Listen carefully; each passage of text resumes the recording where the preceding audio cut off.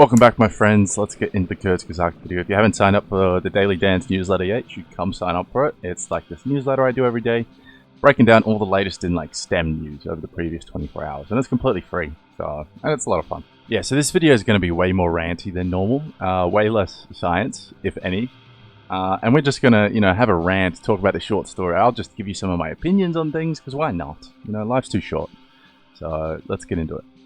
Alright, today we're watching The Egg, a short story. So if this is what I think it is, you guys are going to love it. I mean, I think it's just a short story called The Egg, which I came across when I was a young boy, and it definitely blew my mind when I first read it. It absolutely blew my mind wide open. So hopefully that's what it is. It could be anything. I love short stories, so I can give you some suggestions along the way or at the end. You were on your way home when you died. Yeah. It was a car accident. Nothing particularly remarkable, but fatal nonetheless. It was a painless Oh man, this is going to be intense. You might want to sit down. You probably already are. death. The medics tried their best to save you, but to no avail. Your body was so utterly shattered, you were better off, trust me. And that's when you met me. What happened? Where am I? You died, I said, matter-of-factly. No point in mincing words. There was a truck, and it was skidding. Yes. I died. Yes. But don't feel bad about it. Everyone dies. You looked around. There was nothingness. Just you and me. What is this place? Is this the afterlife? More or less. Are you God? Yes, I'm God. My kids? My wife? What about them? Will they be all right? That's what I like to see, I said. You just died and your main concern is for your family. That's good. So let's pause it here. I had a really profound thought the other day. I'm loving it so far. This is terrific. But I had this really interesting thought, and I want to share it with you guys. I've never seen this written anywhere. This is original thought coming at you.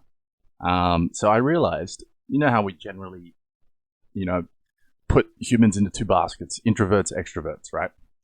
I'm definitely an introvert. I don't think it's that simple. I don't think introverts or extroverts actually exist. I think it's far more complicated than this. But anyway, if that's all there is, I'm certainly like one of the most introverted people you'll ever meet, even though it might not seem like it, right? I rarely hang out with other humans. And for those interested, I'm not a big fan of the MBIT. It is somewhat pseudo-scientific, but I did do a test when I was younger. A friend asked me to do it. I had no idea what it was. And so I did it without any bias, and I got INTP. And it was a big one. And I had no idea what that meant. But, it is useful for sure. But everyone needs to understand it's definitely a generalization. Anyway, let me come back to what I was talking about. So introvert, extrovert, right? And I realized I have a good friend, right? And he's the most extroverted person I've ever met. He's also one of the most religious people I ever met. So I was wondering if there was some kind of connection there, because it follows a trend I've noticed throughout my life. And so I looked into this, just Googling some statistics. And lo and behold, extroverts are more likely to be religious, right? And the INTP, TJ categories were the least religious. And I could give you numbers, but it's not that important. It's quite a big difference, right? And you know how we're always trying to figure out if believing in God or these higher powers or whatever is like in our genetics. And I realized it's probably just a defense mechanism our brain has developed over time. Because we're ultra-social mammals, right? We always need to be around other people. And when we're not, things go wrong with our brain. And things go wrong, I think, because that's your brain telling you, there's something wrong here. You're not hanging around with people. You're at danger of death. That's how it would have been back on the plains of Africa, right? And your brain is malfunctioning deliberately to try and get you to go hang out with people. And if you notice the trend, you'll feel better around other people and worse when you're not hanging around with people. It's probably designed that way very specifically, right? So what I realized is maybe a byproduct of this is, some of us always need to be around other humans, right? And when we're not, maybe another defense mechanism is the brain invents an imaginary friend. And, not just imaginary friends, maybe it invents someone who's always there, who's always with you, and you can talk to them anytime you want. God, right? And so I think that's what's going on. Maybe that's why so many humans are so religious, and some of us just aren't. Maybe there's something more to do with, introvert, extrovert, and all the introverted people. We don't need to be around other people all the time. In fact, we don't like it. And so that might be why so few of us are religious. I am not religious at all. I have nothing against there possibly being a higher power and things like this. Obviously, there's something more to what's going on. Whether it's a god or this place is eternal, we don't know. But I'm not going to just jump to a god because I'm scared or I'm lonely. Whereas I know a lot of my friends who are extremely extroverted, they just happen to be religious as well, and they just can't stand being by themselves in person. Like that's how they're like. That's what they're like, I mean. So I think there's something to this. So if someone knows more about this stuff than I do, comment down under if this thought has, if anyone's had this thought before, because I feel like it's actually something kind of new. I've never seen this. Like if you've read the God Delusion and things like this, it's not. This idea isn't discussed anywhere, and I really think it could be a simple. The reason why humans believe in God is basically a defense mechanism against being lonely. Why? Because humans have evolved to always need to be around other people. It's best for our survival. Like everyone knows, humans by themselves a long time ago would have been absolutely useless.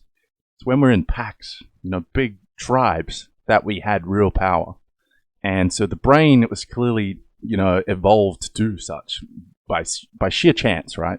But not just chance, it was molded by natural selection. If you understand how that works, you'll get it. So it makes sense that as a defense mechanism, things go wrong when you're not in your tribe, whether it be depression, all kinds of mental problems, or ones that are actually more there to, alleviate being lonely, such as inventing people in your mind that you can legitimately talk to, like an imaginary friend, or yourself, or God. And maybe, to go even further, the people that need this God or an imaginary friend, they're not good at talking to themselves.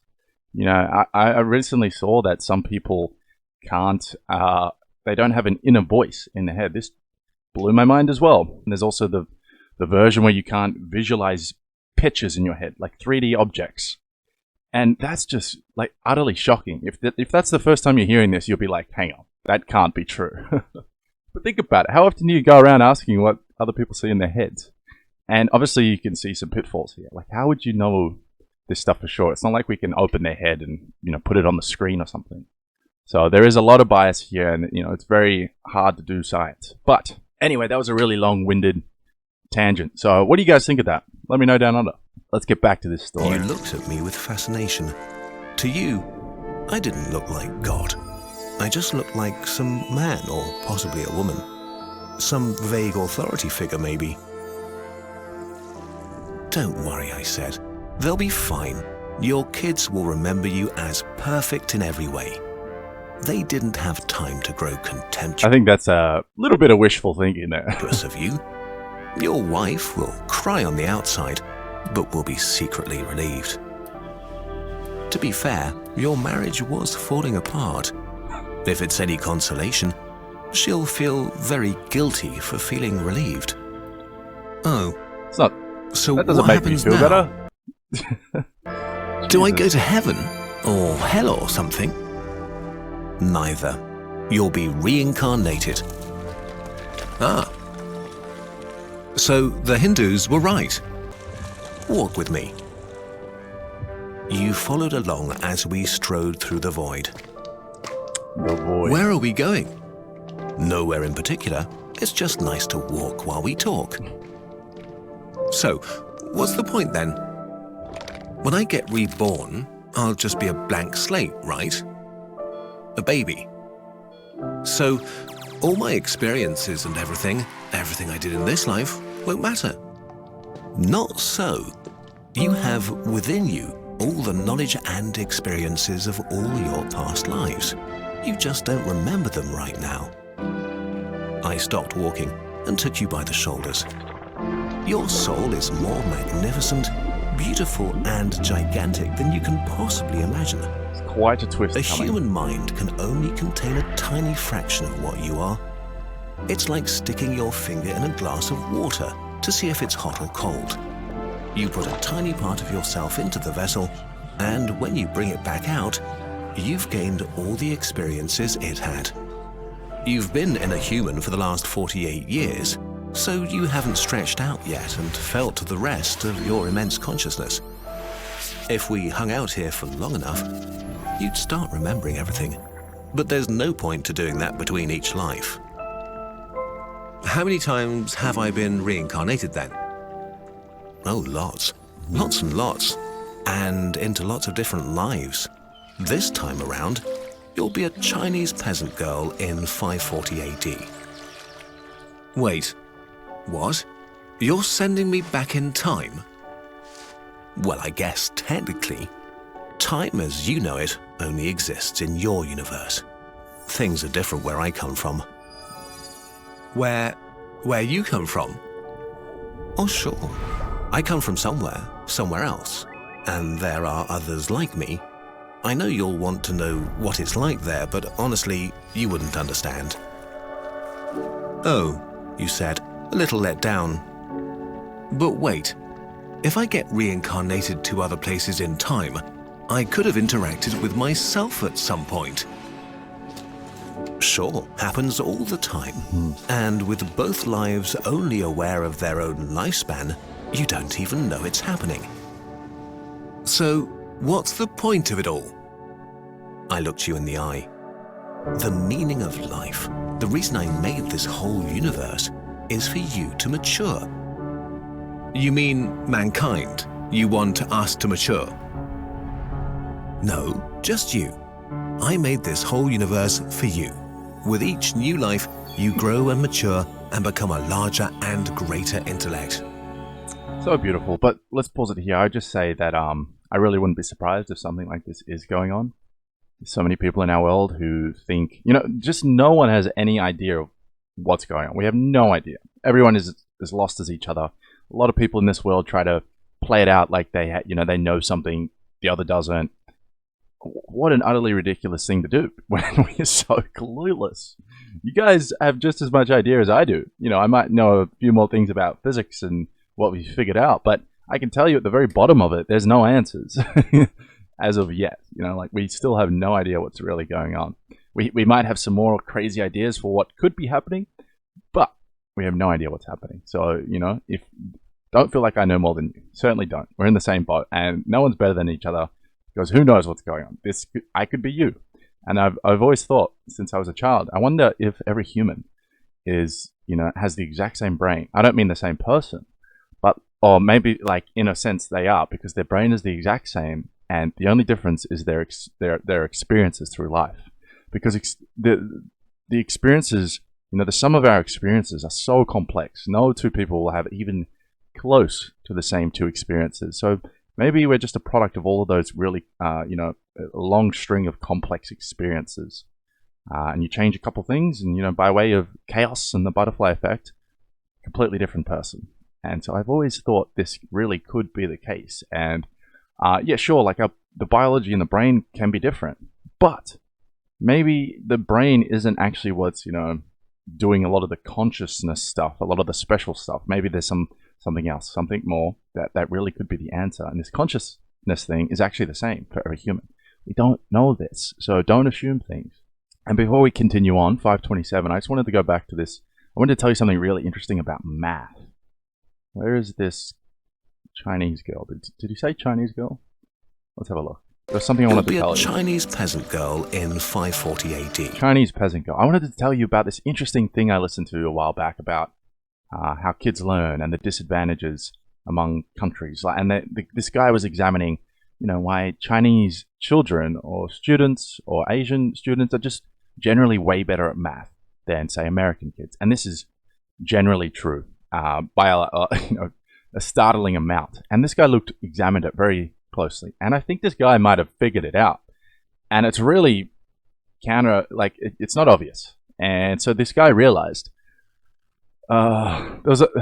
Basically there was, so this guy didn't realize this, right? There's two parts to this. So the one thing he found out was that I can't remember the specifics behind it, but they basically offered a survey. So so basically there are these tests they do globally to rank kids, right? I can't remember what they're called. And basically they put a survey at the end of them. And this survey is long. It's like 120 questions, right? And they realized that only the Chinese Asian students would even finish the survey. Most of the Americans, they didn't even finish the survey. They didn't even do much of it at all. And they basically realized there was a strong correlation between the kids who finished the survey and how well they did on their math scores. So what does this say? How well you do in math is a product of how much effort you put in. That's it. Think about this. Like, how hard have you actually tried to understand math in your life? Probably not as hard as you think. And if you think you tried hard, I really begging you to reconsider how hard you've tried, because it's probably not that hard. It's like learning a language. Do you think you could learn Chinese? I'm sure you could if you put in enough effort. Math is the same way. So don't think you're too stupid to do this stuff. It's really not the case.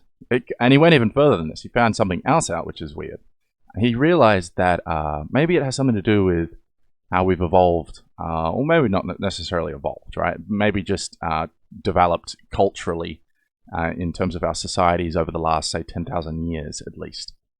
Because if you look at people from Asian backgrounds versus Western, what was the main way we produce food? So in these Asian countries, in China, it was by rice, farming rice. And in Western countries, it was farming grain, right? So it was very different forms of, agriculture. And basically, to farm rice is way harder than to farm grain. So I remember the way he put it was so brilliant. I'll try and find it for you guys and link it in the comments so you can watch it, because this whole lecture blew my mind. And the growing a grain, right? So I think it was like Monday to Saturday, like when sunrise to about sunset. No, it was about 9 a.m. to about 5 p.m. right? Each day, 6 days a week or 5 days a week. And then these people would then go get drunk each night, blah blah blah, have fun, right? Trying to farm rice. Well, you're talking. What did he say? It was like 6 a.m. to like 9 p.m. at night, 7 days a week. That's how you farm rice. And so maybe he thought that this cultural trend of putting more effort in stems from our agricultural roots. And in these societies in China, you just had to do it. So it wasn't a matter of like, oh, come on, you got to put more effort in. It was like everyone there kind of knows, maybe they have a higher threshold for effort because of their past. I'm sure you get what I'm saying. So I just thought that was extraordinary. Maybe that's the only difference there is. And that explains why, Asians, Chinese people really are they seem to be better at math. So it could just be an effort thing. And it could be hardwired into us, but I don't think that's probably the case. Anyway, let's get back to this video. Where were we? 527, was it? Just me? What about everyone else? There is no one else. Made this whole universe for you. With each new life, you grow and mature and become a larger and greater Earth is for you to mature. You mean mankind? You want us to mature? No, just you. I made this whole universe for you. With each new life, you grow. Yeah, you guys should consider that maybe I'm just a part of your simulation and this whole universe is in your head. You should go check out my last video, not the last one, the one before that, where we talk about Boltzmann brains. I'll put a card up here. The Boltzmann brain idea will blow your little mind, and this really could be the case. Grow and mature and become a larger and greater intellect. Just me? What about everyone else? There is no one else. In this universe, there's just you and me. You stared blankly at me. But all the people on Earth, all you, different incarnations of you. Wait, I'm everyone. Now you're getting it. I'm every human being who ever lived. or who will Beautiful. ever live. Yes. I'm Abraham I Lincoln. probably really destroyed the this story for you by stopping it so much. So maybe I'll cut out all of what I said and put it at the end. We'll see. And you're John Wilkes Booth too. I'm Hitler, you said, appalled. And you're the millions he killed. I'm Jesus. And you're everyone who followed him. You fell silent. Every time you victimized someone, you were victimizing yourself. Every act of kindness you've done to yourself. Every happy and sad moment ever experienced by any human was or will be experienced by you. Oh, beautiful. You thought for a long time. Why? Why do all this? Because someday you will become like me. Because that's what you are. You're one of my kind. You're my child. Wow, you said, incredulous. You mean I'm a god? No, not yet. You're a fetus. You're still growing. Once you've lived every human life throughout all time, you will have grown enough to be born. So the whole universe, it's just an egg, I answered. Now it's time for you to move on to your next life. And I sent you on your way. Where'd they come from, huh? Geez, that must get repetitive explaining that after every life 7 billion times. You'd be getting sick of that. No, I think it's a beautiful story. Why couldn't it be the case? Yeah, there's nothing I can tell you that says it couldn't be. So, utterly beautiful video. I will tell you what I think the meaning of life is. And for a long time, my whole childhood, I thought there was no meaning. I thought this place was meaningless. Vanity of vanities, all is vanity. And that's the old Elizabethan, is that how you say it? Meaning of vanity, which means meaningless. So meaningless of meaninglessness, all is meaning. I love it. Yes, do I still think that? Well, now I'm way less sure. And I think what this place could be all about is just pure experience and in art experience. And I think that's really what this place is probably all about. So just go out there and experience as much as possible and just try and not necessarily enjoy it, but just experience it, because you're not going to feel good all the time. Absolutely not. And it really might depend on your brain, right? I certainly don't feel good a lot. When I do feel good, it's amazing. Things are beautiful. But if you can get to this point in your philosophical view of the world, when you're feeling absolutely horrible, you really still might be able to see the beauty in things, the beauty in suffering, the beauty in maybe it exists for a reason, and it's still a part of experience. And at any moment, it could all end. And none of us know how long we have here on Earth. So why not live authentically and passionately? I challenge you. Think about it. Why be anything else? Why be this fake thing your whole life just to then suddenly die someday and to be put in the ground and that's it? What was the point of that? Oh, some short stories for you. So my favorite ever book is written by Arthur C. Clarke, who's basically a physicist. He wrote 2001: Space Odyssey. And that whole series is my favorite. So 2001 was actually based on a short story that Arthur C. Clarke wrote. So he wrote 2001 basically at the same time as what's his name? Stanley Kubrick was doing the film version of 2001, and they made them concurrently. And there are some key differences, and they're almost separate things. But most of the big ideas come from Arthur C. Clarke, because he based 2001 on a short story he wrote called Sentinel of Eternity. I think the original title was like The Sentinel of Eternity, and that was the pillar for 2001. And you should go read that short story; it's brilliant. And then a couple others. I would say The Gravity Mine. We just talked about Boltzmann brains. I'll just say that's what it's related to. And maybe we'll just leave it at those two for now. Anyway, I could yap on all day about this stuff. This is what I really got into physics for. This is why I just like to think. I get a kick out of thinking, as Richard Feynman would say. Some people get a kick out of running, I get a kick out of thinking. And philosophy and the big ideas, they have a special place in my heart. But anyway, that'll do, my friends. Hope you enjoyed my more philosophical, just, opinion-based video. Let me know down under if you want me to watch these other philosophical-based videos, because obviously he's going to have some. So yeah, catch you next time, guys.